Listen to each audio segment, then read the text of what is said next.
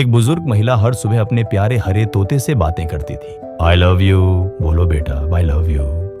धीरे धीरे तोता भी यही दोहराने लगा और वक्त के साथ वो उसका सबसे अच्छा दोस्त बन गया। एक दिन अचानक दादी बीमार हो गई और एम्बुलेंस उन्हें लेकर चली गई। घर का आंगन एकदम चुप हो गया।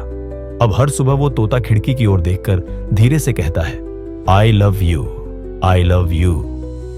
मोहल्ले वाले रुककर सुनते हैं और उनकी आंखें भर आती हैं।